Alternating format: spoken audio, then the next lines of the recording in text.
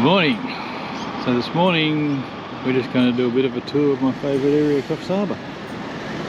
We'll start off down here at the creek, Coffs Creek. Go for a bit of a walk along the foreshores and see what we can find.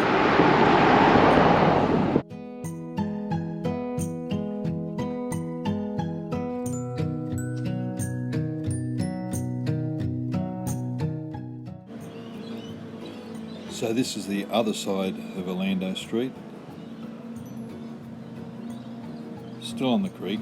In the background there you can see the Big 4 Caravan Park, probably the best park in town, most modern anyway. Over there in the background is the surf club, nice cafe and restaurant in there for breakfast, lunch or just a few drinks. You used to be able to see the beach from there, but they've pumped so much sand up there from the jetty that you can't actually see the beach now. It's still a nice spot.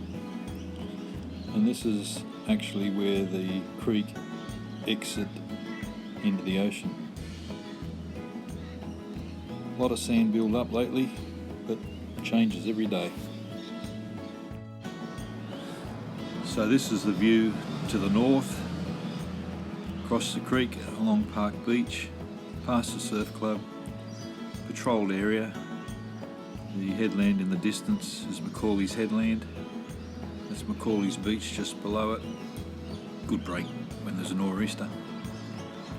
And then the view to the south, the southern end of Park Beach down to North Wall, is the dog beach. So you can take your dogs on there without a leash.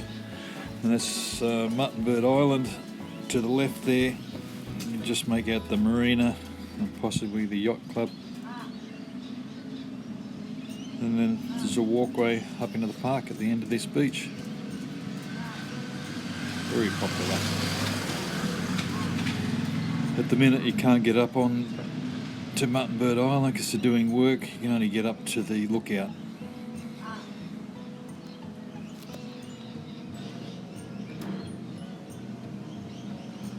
So this is the green space area, parkland adjacent to the jetty. It was revamped about 4 years ago. Spent mega bucks doing it, but it's nice. They're revamping the other side of the Marina Drive there too now, converting what was the car park into green space and building a new car park. It's a nice area. Picnics and the markets are down here every Sunday, laid out around the paths. Very popular. There's an exercise station over there to the right, and the jetty's just through that gap down there.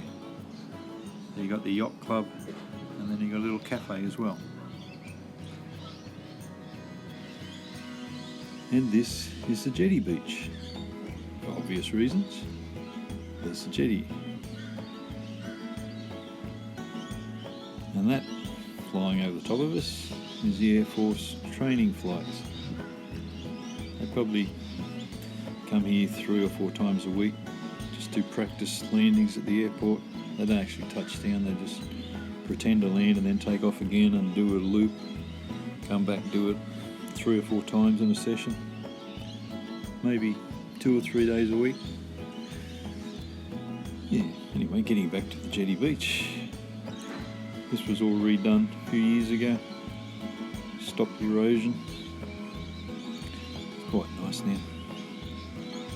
And the jetty was about 80 metres longer than this previously. They cut down the length of it to help minimise the cost of keeping it standing, I guess. Up until now the costs were borne by the local council, but it's just been declared heritage listed, so hopefully the costs will be borne by the state and government now, and they can actually do a bit more to keep it intact. There's about 8 moorings out there in the jetty itself, plus the marina for visiting boats. There's beach volleyball courts just over there to the right. Oh, this is our beautiful jetty. I just love it. I love looking at the timber structure underneath. I love walking along it. You often see turtles and dolphins and even the occasional shark. It's just a beautiful place in Coffs Harbour.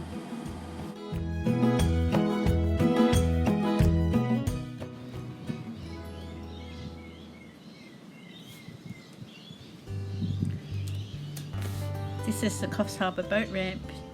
They've done a lot of work on it. They are supposed to be going to do a whole lot more. Doesn't look overly busy today. Nice day for it. A few cars over there.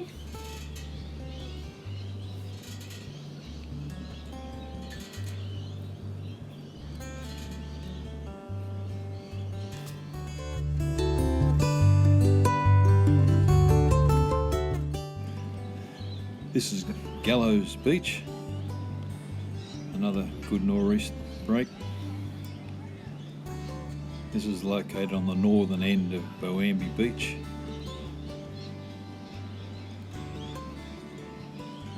Boambi Beach stretches from here all the way down to Sawtell. The only break is Boambi Creek right at the other end. But you can actually drive on the beach. I think it's 5 kilometres long. You can drive on the beach, and a couple of days a week there's big trucks and a tractor there taking sand off the beach to take it to the concrete manufacturing plants. So the first headland down there is Sawtell. Usually you can see the water tower on the top of the headland, but not today. And on a clear day you can see as far south as Hat Head.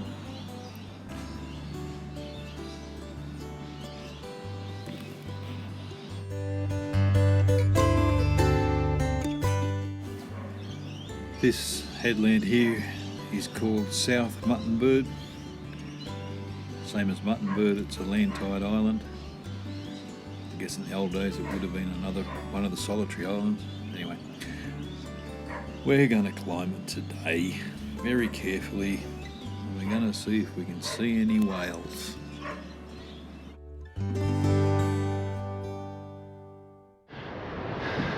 So this is the view from halfway over South Muttonbird. That's the old quarry site for the original breakwalls. And we've got the new south wall, upgraded a couple of years ago. Entry to the harbour. Split solitary with the lighthouse way over there in the background. Muttonbird Island. The harbour, the marina, Park Beach, jetty.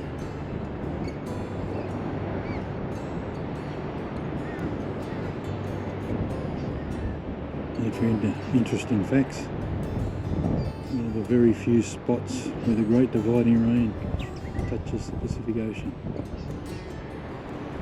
Pretty clear there. Up towards the jetty, the harbour, and the boat ramp. And that's the old fishing club there in the background. It used to be a really good spot to go for lunch, but not too good anymore. And we've got the airport in the background there, looking out towards Bondville, Boambi, up over the ranges there to Dorrigo, and then south.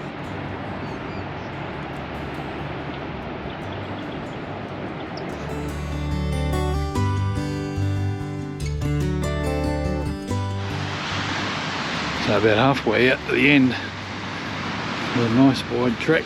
This turns into a bit of a goat track.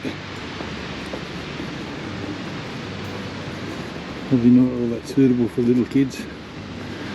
This is a pretty steep drop off on the side there.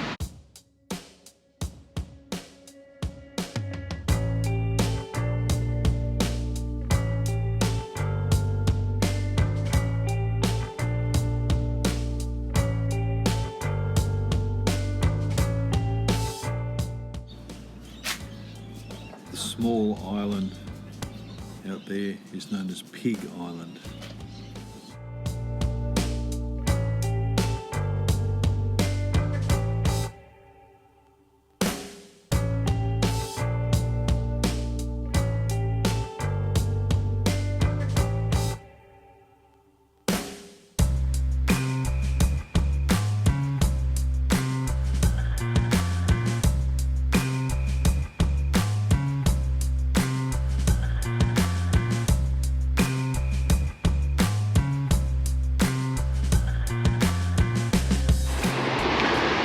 In previous years we have seen the whales swimming through that channel between Pig Island and the headland here. But unfortunately this morning I can't even see a blow.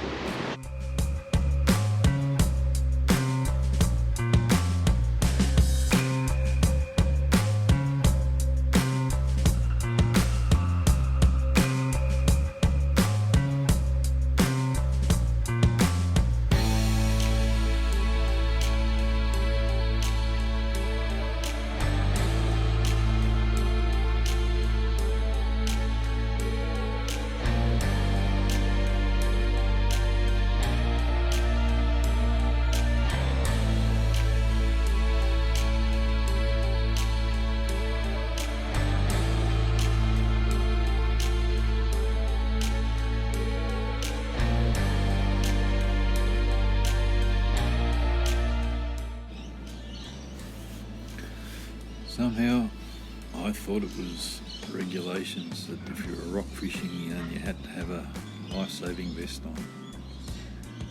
There's two fools down there without vests on.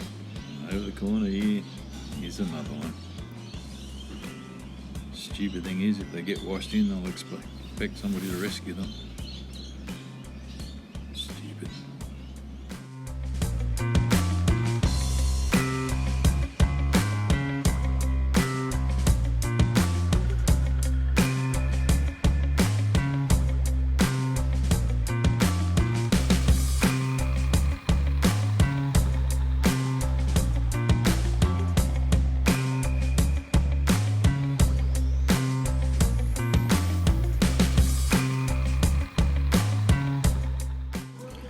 Thank you for watching. We'll be back on the road next week for a couple of weeks and hope to show you some more of our adventures then.